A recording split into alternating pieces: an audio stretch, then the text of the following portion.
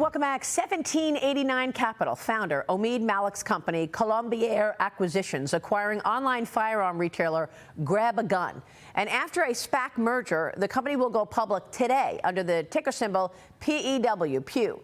Colombier expecting more than $179 million in gross proceeds at the closing bell tonight, if not more. Joining me now is 1789 Capital founder Omeed Malik, along with Trump Organization Executive Vice President and 1789 Capital partner Donald Trump Jr. Gentlemen, congratulations from the New York Stock Exchange. So nice to have you with us. Thank you, Maria. Yeah, and you're about to ring the opening bell to take your company public, GrabAGun. Omeed, one thing that you've noted is that this is one of the most successful SPAC deals because you haven't seen any redemptions, right? Yeah, that's absolutely right, Maria. When we came on your show to announce this deal, as you recall, in January, I told you that we found one of the best businesses in this space that was making about $100 million a year, was already profitable, but we were going to do three things. We were going to take them public on the New York Stock Exchange, check. We were going to deliver them $170 million, which we did, check. We didn't get any redemptions. Usually these things have like 99% redemptions. We had 0%. And that's because the people support what we're doing, supporting the Second Amendment, which is what, as you know, Don and I have been doing for the last 5 years, is bringing these kinds of products to the people that believe in them and allowing them to make their own decisions to support things that have been stifled. And then finally, we were going to make this company a household name, and I think we've done that. So we're thrilled that we were able to partner with GrabAGun and get them public today here in your old stomping grounds. Yeah, so let me ask you about that, Don. GrabAGun, I mean, what are you going to do with the money raised? How do you allocate that money when all is said and done?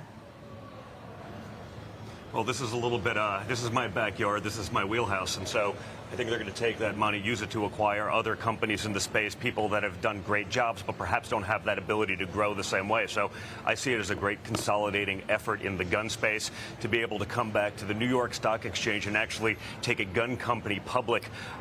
Feels like such a vindication of all of the insanity, all of the woke nonsense that we've been watching and facing for the last decade in America. And so I think it's an ultimate triumphant return. So we're just super excited about the opportunity. And in terms of growth of GrabAGun, Don, where is that going? What's the overall growth strategy at the company? What do you want to do?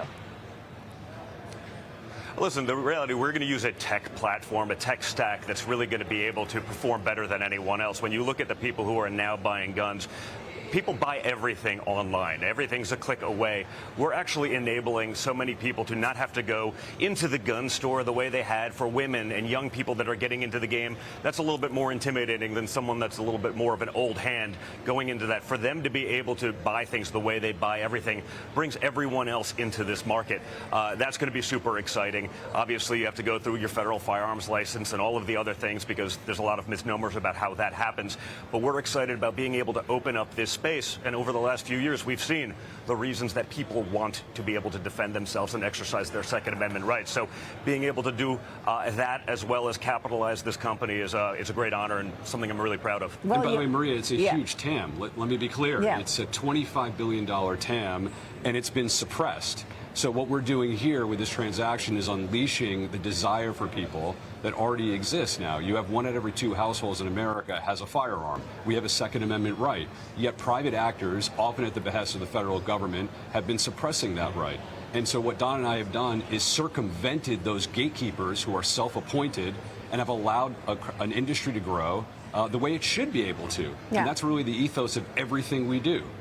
Well, you're right. And I think, John, you made the right point. I mean, it is a sign of the times that your company called GrabAGun can be where it is today in terms of success and going public on the New York Stock Exchange. It's huge. But it is becoming something that people want to understand more about and protect themselves. I was taking gun lessons myself over the last couple of years, and I'm glad that I did because I needed to understand the basics, and it's important for most people to understand the basics of handling a gun safely.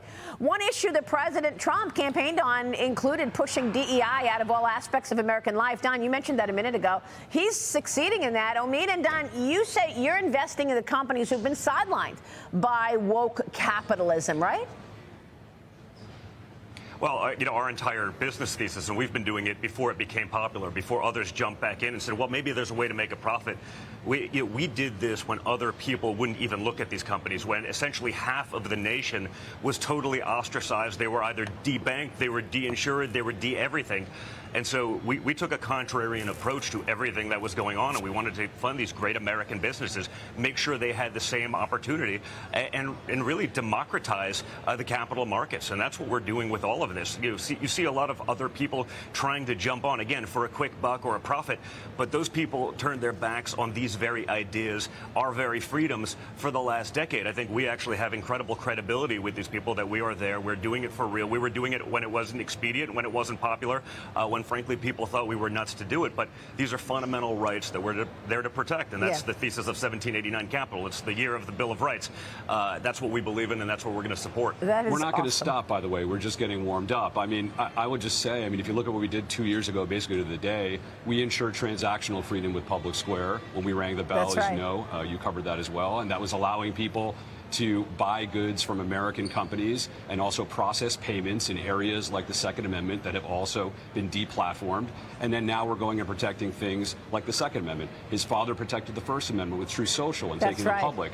And the next thing that we're looking at is we want to reindustrialize the United States. Everything that his father is doing in government, we need more private sector leaders stepping up and complementing that effort. And I think today, with the listing of Pew, does that, I think, exquisitely. Let me move on to the crypto space, because, Don, the House is expected to vote again today on the landmark cryptocurrency bills to boost America's digital dominance. They failed to advance the bills to the debate stage yesterday, and the president met with a number of holdouts. He wrote on Truth Social, after a short discussion, they have all agreed to vote tomorrow morning in favor of the rule. The Speaker of the House was at the meeting via telephone. He looks forward to taking the vote as early as possible. Got the Clarity Act, the Genius Act, and the Anti-Central Bank Digital Currency Surveillance State Act, all to create a more structured and transparent digital market. Don, what do you want to say to the Democrats in the Senate who right now are demanding that there are ethics protections for crypto that would probably impact your crypto endeavors, the family's crypto endeavors, Don? Well, listen, I imagine the reason the Democrats want regulation on crypto is they want control. We want to democratize finance. I think that's what crypto is doing. We got involved in cryptocurrencies, not necessarily because we were on the leading edge of that. We got on that because we were debanked. We couldn't get loans. We couldn't get people to call us back. The reality is, I said conventional finance. When I was a real estate guy in New York, there wasn't a single person that I couldn't call on any given day to get a loan for a building. We got political, and all of a sudden those went away. You couldn't get a loan for your home. It was phony. You realize that you were just the top of a big Ponzi scheme, which was the conventional banking system. And so what we're doing with World Liberty Finance and a decentralized finance platform, what we're doing with American Bitcoin, both from a store of value as well as trading on conventional finance and re-upping that game. We're democratizing finance. Democrats are against that because they want control. They want to have that power. They don't want people to be able to do what they want with their money. And that's a fundamental tenet. It's why they lost so much of big tech, because the second they lost any kind of control, all of a sudden the people that funded them for years were persona non grata.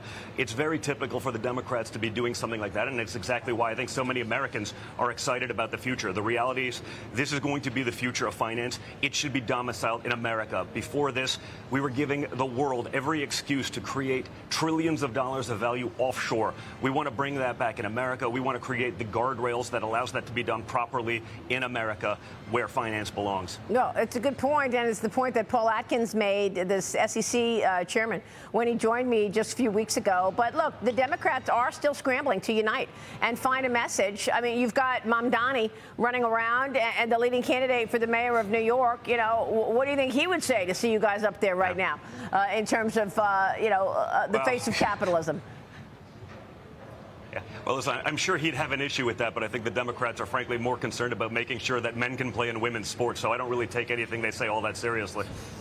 Omeed, let's wrap this up on your thoughts on the growth story of GrabAGun. What kind of growth levels should investors expect?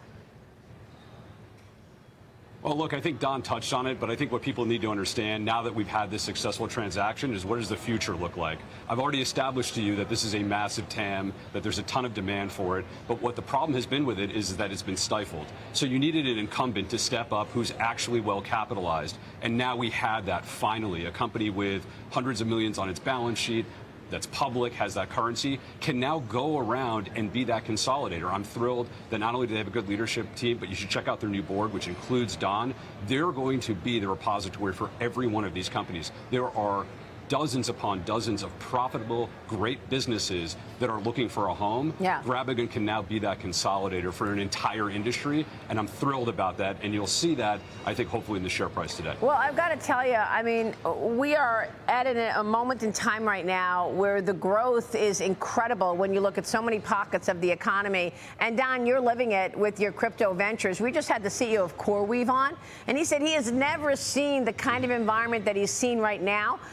Whereas the amount of scale that is needed to actually meet the demand because of AI and so many other areas that are growth stories. So it certainly feels like the future is bright with regard to these new businesses. Very much so. And once they get the energy supply to be able to handle all the things going on in AI, crypto, I mean, we're on the leading edge of all of that right now. And again, that should be here in America. We should be the leaders of that, and that's going to fuel our future. Yeah, and last thing I'd say, Maria, is what we're doing is we're taking something that has been done in every other industry, and we're bringing it to guns. So remember, you've seen what happened with companies like Chewy, with pet food, with Wayfair, with furniture, and obviously with Amazon, which is the king of it. But why wouldn't you have that in a place with guns as well, which is as big as it is? They should also enter the 21st century. So that's what we've done with GrabAGun. People want to make sure that the safety and security of handling a gun is also embedded in this, because the name GrabAGun, Don, I mean, is there any, I mean, have you heard criticism? I mean, the critics say, you know, it's a bit cavalier when talking about a firearm.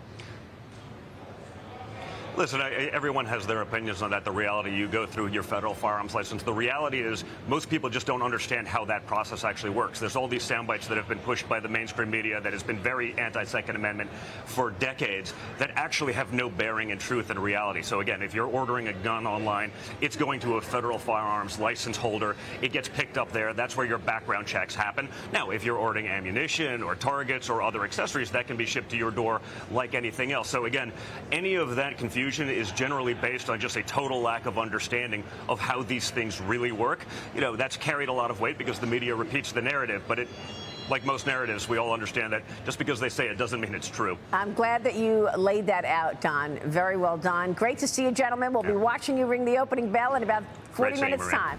We'll see you soon. Donald Trump Jr. and Omeed Malik. We'll be right back.